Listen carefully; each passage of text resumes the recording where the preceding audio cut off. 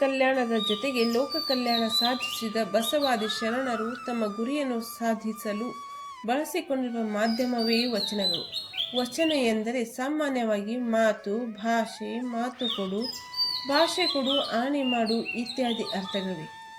ಜನರಾಡುವ ಭಾಷೆಯಲ್ಲಿ ರಚಿತವಾದ ಈ ವಚನಗಳು ಧರ್ಮವನ್ನು ಬೋಧಿಸಿದ್ದರಿಂದ ಧರ್ಮಗ್ರಂಥಗಳಾಗಿ, ತತ್ವವನ್ನು ಒಳಗೊಂಡಿರುವುದರಿಂದ ತಾತ್ವಿಕ ಗ್ರಂಥಗಳಾಗಿ, ಸಾಹಿತ್ಯಿಕ ಮೌಲ್ಯಗಳನ್ನು ಪ್ರತಿಪಾದಿಸುವುದರಿಂದ ಉತ್ತಮ ಸಾಹಿತ್ಯ ಕೃತಿಗಳಾಗಿ ಕನ್ನಡ ಸಾಹಿತ್ಯ ಪ್ರಪಂಚವನ್ನು ಶ್ರೀಮಂತಗೊಳಿಸಿವೆ. ವಚನಗಳು ನಮ್ಮ ಕನ್ನಡ ಸಾಹಿತ್ಯದ ಉಪನಿಷತ್ತುಗಳು. ವಚನಕಾರರು ನಮ್ಮ ಕನ್ನಡ ನಾಡಿನ ರಸಋಷಿಗಳು. ಈ ನಮ್ಮ ರಸಋಷಿಗಳಾದ ಬಸವಾದಿ ಶರಣರ ದೃಷ್ಟಿಯಲ್ಲಿ ಸತ್ಯವೇ ಸೌಂದರ್ಯ, ಸೌಂದರ್ಯವೇ ಸತ್ಯ. ಅವರು ಪರಶಿವನ ಆರಾಧಕರು, ಭಕ್ತಿಯ ಪ್ರತಿಪಾದಕರು, ಹಾಗೆಯೇ ನಮ್ಮ ನಾಡು ಕಂಡ ಶ್ರೇಷ್ಠ ಅನುಭವಿಗಳು.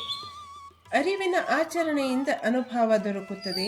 ಅನುಭವವು ಪುಸ್ತಕದ ಜ್ಞಾನವಲ್ಲ, ವಾಕ್ಚಾತುರ್ಯವಲ್ಲ, ಸತ್ಯವೇ ಅನುಭವದ ಅಸ್ತಿತ್ವ. ಅಂತರಂಗದ ಅರಿವನ್ನು ಆಚರಣೆಯಲ್ಲಿ ತಂದಾಗ ಹೊರಹೊಮ್ಮುವ ಜ್ಞಾನವೇ ಅನುಭವ. ಬಸವಾದಿ ಶರಣರು ರಚಿಸಿದ ಸ್ವಾನುಭವ ಅಥವಾ ಅನುಭವ ಕುರಿತು 5 ವಚನಗಳನ್ನು ನೋಡೋಣ. ವಚನ 1. ಅನುಭವವೆಂದೆಂಬರು. ಅನುಭವವೆಂಬುದು ನೆಲದ ಮರೆಯ ನಿಧಾನ ಕಾಣಿರೋ. ಅನುಭವವೆಂಬುದು ಅಂತರಂಗದ ಶುದ್ಧಿ ಕಾಣಿರೋ. ಅನುಭವವೆಂಬುದು ರಚ್ಚೆಯ ಮಾತೆ. ಅನುಭವವೆಂಬುದು ಸಂತೆಯ ಸುದ್ದಿಯೇ. ಅನುಭವವೆಂಬುದೇನು ಬೀದಿಯ ಪಸರವೇ. ಏನೆಂಬೆ ಹೇಳ ಮಹಾಗಣವ. ಆನೆಯ ಮಾನದೊಳಗಿಕ್ಕಿದರಡಗುವುದೇ, ದರ್ಪಣದೊಳಗಡಗುವುದಲ್ಲದೆ. ಕಂಡಲ್ಲಿ ಗೋಷ್ಠಿ, ನಿಂದಲ್ಲಿ ಅನುಭವ, ಬಂದಲ್ಲಿ ಪ್ರಸಂಗವ ಮಾಡುವ ನಿರ್ಬುದ್ಧಿ ನೀಚರ ಮೆಚ್ಚ ಕೂಡಲ ಚನ್ನಸಂಗಮ ದೇವ. ಚನ್ನಬಸವಣ್ಣನವರ ವಚನವಿದು. ಎಂಥ ಅದ್ಭುತ ವಚನವಿದು ನೋಡಿ. ಚನ್ನಬಸವಣ್ಣನವರು ಕೂಡಲ ಚನ್ನ ಸಂಗಮ ದೇವ ಎಂಬ ಅಂಕಿತ ನಾಮದೊಂದಿಗೆ ವಚನಗಳನ್ನು ರಚಿಸಿದ್ದಾರೆ.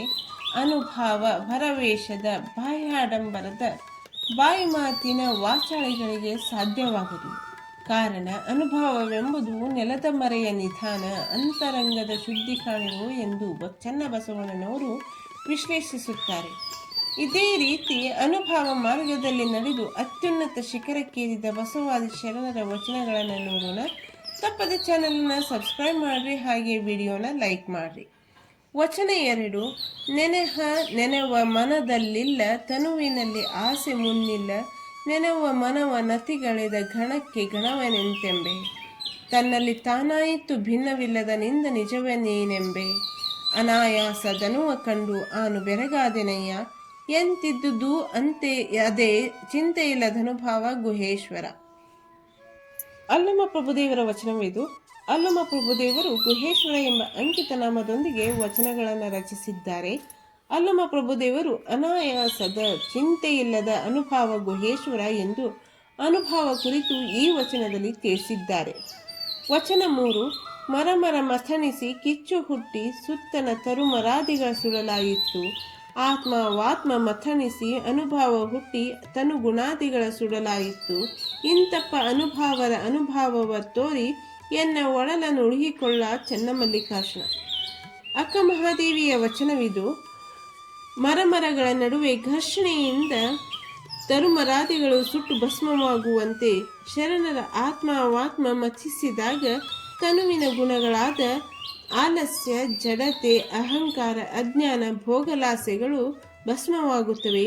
ಅದಕ್ಕಾಗಿ ಶರಣರ ಅನುಭವದ ಮಾರ್ಗದಲ್ಲಿರಿಸು ಎಂದು ಅಕ್ಕ ಮಹಾದೇವಿಯು ಈ ವಚನದಲ್ಲಿ ಶರಣರ ಅನುಭವದಲ್ಲಿಯ ಮಹತ್ವವನ್ನು ತಿಳಿಸಿದ್ದಾಳೆ.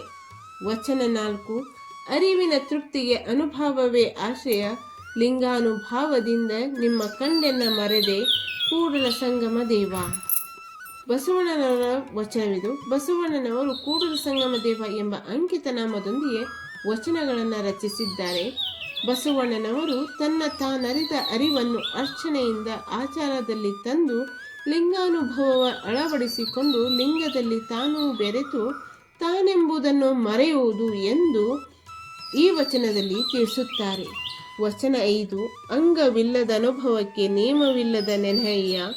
ತಾಗು ಕಡೆ ಇಲ್ಲದ ಸುಮಾನದ ಸುಖ ಕಂಡ ಗುಹೇಶ್ವರ ನಿರಾಳ ಕಂಡ. ಅಲ್ಲಮ ಪ್ರಭುದೇವರ ಮತ್ತೊಂದು ವಚನವಿದು. ಗುಹೇಶ್ವರ ಎಂಬ ಅಂಕಿತ ನಾಮದೊಂದಿಗೆ ವಚನಗಳನ್ನು ರಚಿಸಿದ್ದಾರೆ. ಭೌತಿಕ ಜಗತ್ತಿನ ಯಾವುದೇ ನಿಯಮಗಳು ಅಥವಾ ಸ್ಪರ್ಶಕ್ಕೆ ನಿಲುಕದ ಆನಂದದಾಯಕ ಸ್ಥಿತಿಯೇ ನಿಜವಾದ ಮೋಕ್ಷದ ಸ್ಥಿತಿ, ಅದುವೇ ನಿರಾಳ ಸ್ಥಿತಿ ಎಂದು ಅಲ್ಲಮ ಪ್ರಭುದೇವರು ಹೇಳಿದ್ದಾರೆ. ಮುಂದಿನ ವಿಡಿಯೋದಲ್ಲಿ ಮತ್ತಷ್ಟು ಅನುಭವ ಕುರಿತು ಬಸವಾದಿ ಶರಣರ ವಚನಗಳನ್ನು ನೋಡೋಣ. ಅದಕ್ಕಾಗಿ ಚಾನಲ್ ಅನ್ನು ಸಬ್ಸ್ಕ್ರೈಬ್ ಮಾಡ್ರಿ, ಅಂದ್ರೆ ನಿಮ್ಗೆ ಮುಂದಿನ ವಿಡಿಯೋ ನೋಟಿಫಿಕೇಶನ್ ದೊರೀತದೆ. ಹಾಗೆ ಈ ವಿಡಿಯೋ ಬಗ್ಗೆ ನಿಮ್ಮ ಅನಿಸಿಕೆಯನ್ನು ಕಮೆಂಟ್ ಮೂಲಕ ತಿಳಿಸಿ. ಶರಣರ ವಚನಗಳಿಗಾಗಿ ಚಾನಲ್ ಅನ್ನು ಸಪೋರ್ಟ್ ಮಾಡಿ, ಲೈಕ್ ಮಾಡಿ, ಶೇರ್ ಮಾಡಿ ಮತ್ತು ಸಬ್ಸ್ಕ್ರೈಬ್ ಮಾಡಿ. Thank you for watching.